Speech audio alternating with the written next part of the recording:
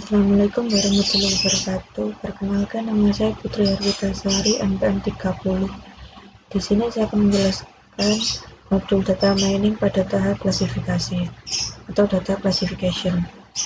Untuk melakukan klasifikasi ini, saya melanjutkan dari modul sebelumnya, yaitu pada tahap data preparation. Nah, ini adalah hasil dari data preparation pada modul sebelumnya.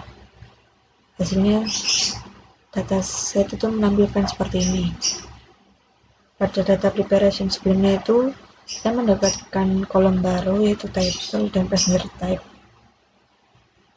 yang mana title ini didapatkan dari ekstraksi pada kolom name, lalu passenger type ini dan sex ini sudah saya rubah menjadi numerik.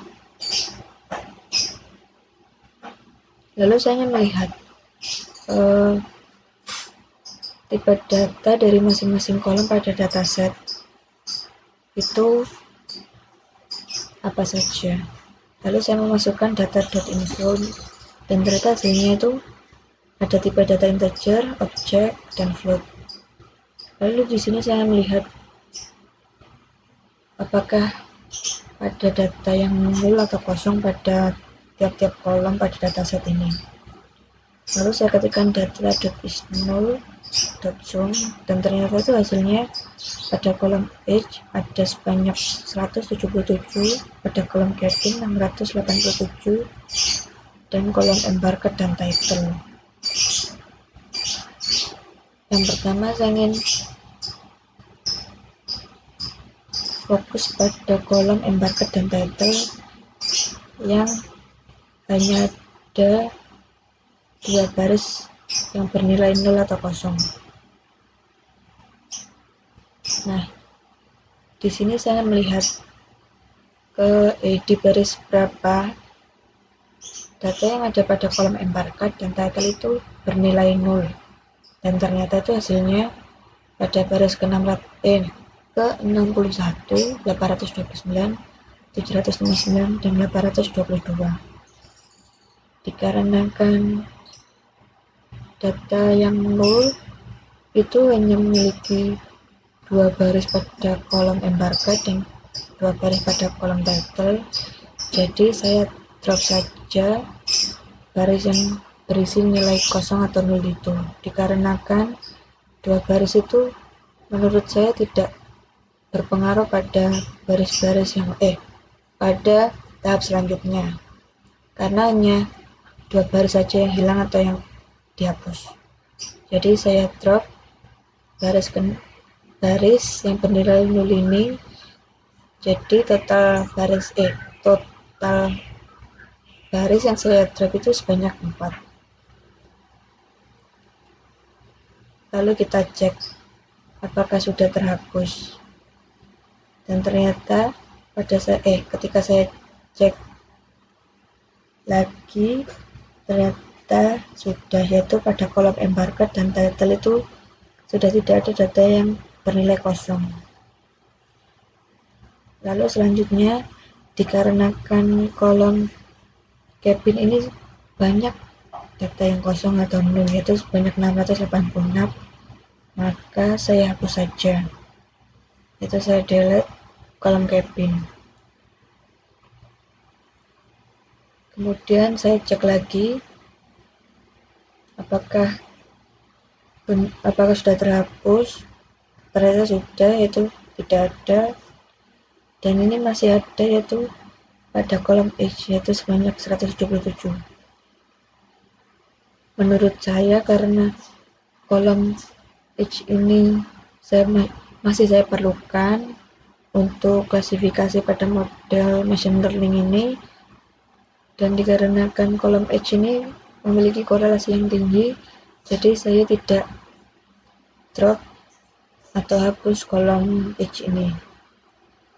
Untuk itu, saya ingin mengisi baris yang bernilai 0 atau kosong pada kolom age ini menggunakan main atau rata-rata, yaitu saya mengisi data yang kosong ini menggunakan library simple imputer. Nah, ini saya masukkan. Sebelumnya itu saya udah import library simple inputer di di tab sebelumnya, yaitu yang di pertama kali saya tambahkan di situ. Kemudian ini saya lanjutkan dengan code seperti ini, yaitu dengan mengisi main pada data yang kosong. Itu saya mengisi main pada kolom age. Code-nya seperti ini, dan saya cek, ternyata kolom age ini sudah tidak ada lagi data yang bernilai 0 atau kosong. Lalu saya mengubah kolom title menjadi numerik, karena kan pada kolom title sebelumnya itu bernilai objek. Ini objek, ada Mr., Mrs., dan sebagainya. Jadi saya ubah menggunakan factorize, saya ubah menjadi 0, 1, 2, 3, 4, 5. Lalu kita cek apakah berhasil berubah menggunakan data.head, dan ternyata pada kolom title itu sudah berubah menjadi numerik. Selanjutnya saya juga ingin mengubah data pada kolom embarked menggunakan mapping seperti ini, yaitu mengubah data S menjadi 1, C menjadi 2, Q menjadi 3. Kita ubah menjadi numerik. Lalu kita cek apakah sudah berubah, dan ternyata sudah.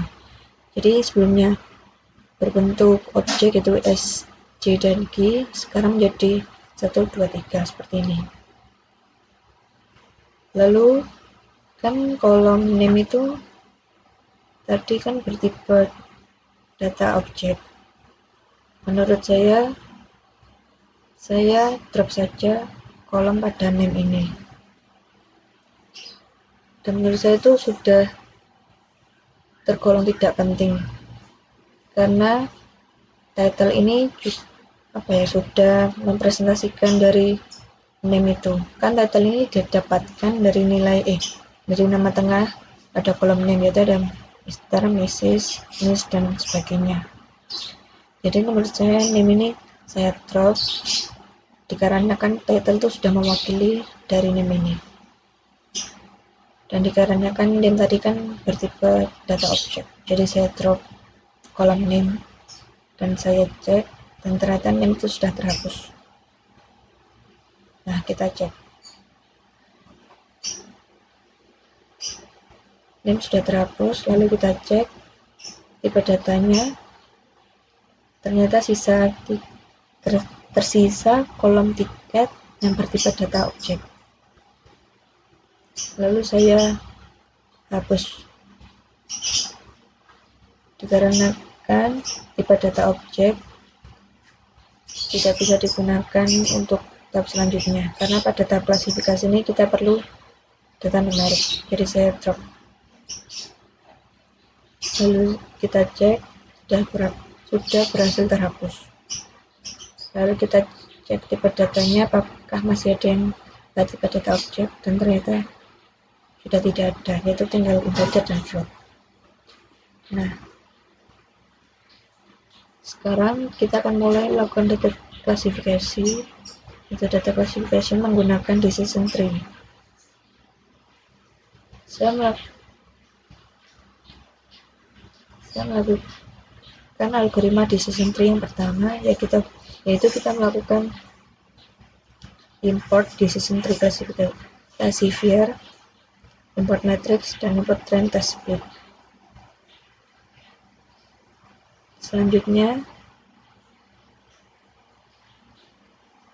kita memisahkan kolom, yaitu ada 2 kolom, X-data dan Y-data. Kenapa kita drop kolom survive? Karena kita ingin membuat kolom survive itu menjadi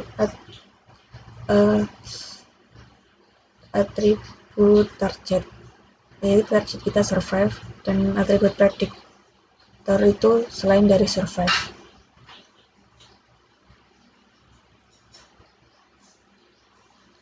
Jadi kita memisahkan data menjadi dua bagian, yaitu data testing dan data training.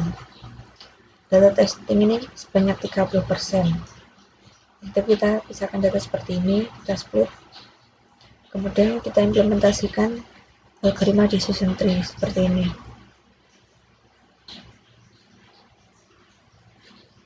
Kita menggunakan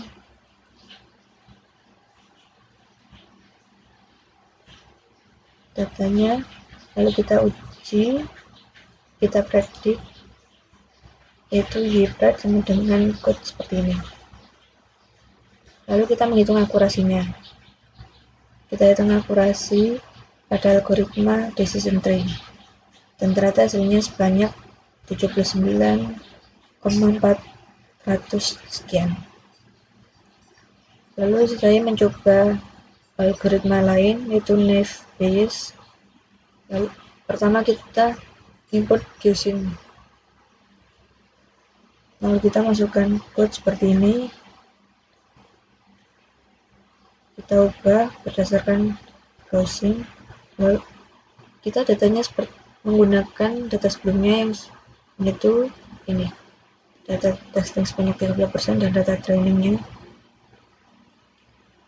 Dan ternyata ketika dicek akurasi, hasilnya naive Bayes sebanyak 80, sekian.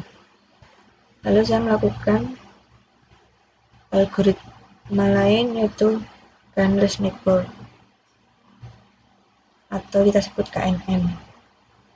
Nah, kita import algoritma KNN-nya. Lalu kita hitung akurasinya, dan ternyata hasilnya sebanyak 66, sekian.